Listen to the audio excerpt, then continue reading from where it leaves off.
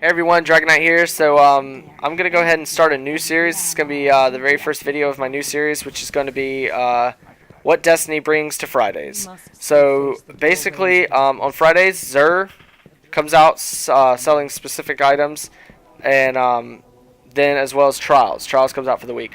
So real quick, I'm gonna run through. I actually messed up capping this video a couple times, so I had already visited Xur, did my video, bought my stuff, and ended up realizing none of the audio worked, so apologize for that. But now I'm going to run through and suggest what I believe you should and should not buy each week for Xur.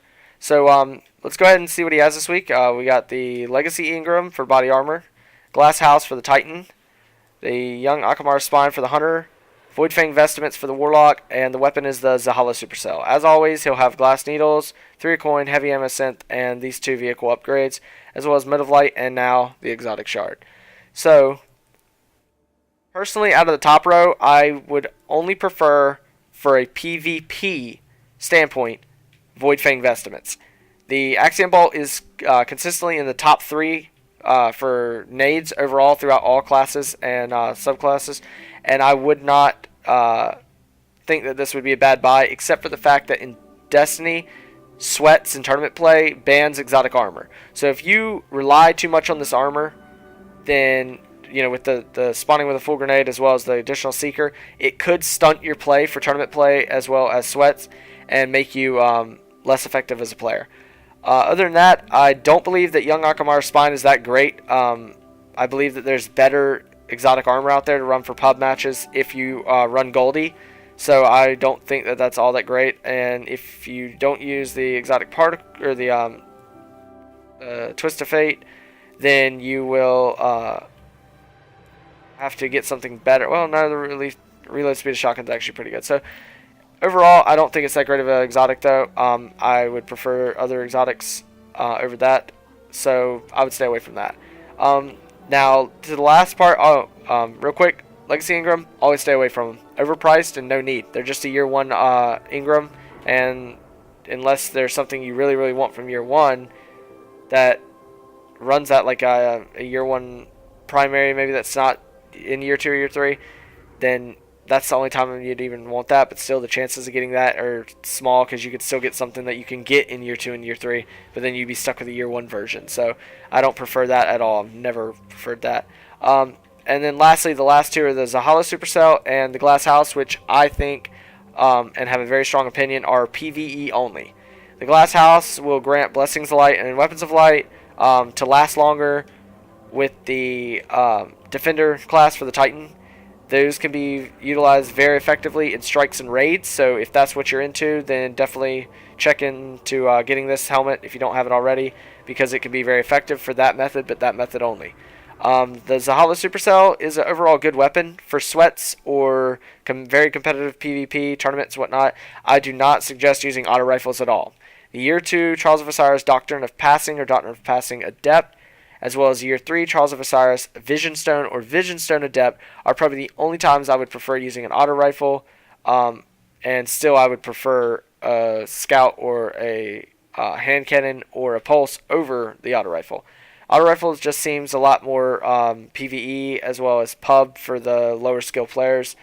The Zahala Supercell is specifically PvE in my opinion due to this perk right here, Bolts from the Blue, which grants bonus super energy and return ammo to the magazine off of double kills. You are way more likely to get double kills in PvE than you are in PvP, making this weapon much more effective in PvE. Moving on to the next row, which is the 2 vehicle upgrades. Nothing really special here. I mean, it does improve your overall speed and durability, but you're either gonna die or not die in SRL. So the durability is not something that's big. But your speed could be effective as long as you could still control your Sparrow. But they're overpriced and I don't think worth the strange coin. Next is the Heavy Ammo Synth. This could actually be very utilized in strikes and raids as well as patrols, but definitely not in PvP, as you can't pop these in PvP match.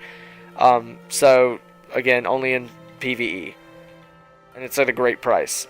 3 coins, the most popular thing Xur sells. It will grant you the chance for an exotic drop after defeating an ultra, or a Crucible match. If you're unfamiliar with what exotic or what 3-a-coin does, is it increases the chances of an exotic drop, but the exact chance is a mystery. It's said by many sources that it's about a 1 in 10, so about a 10% chance.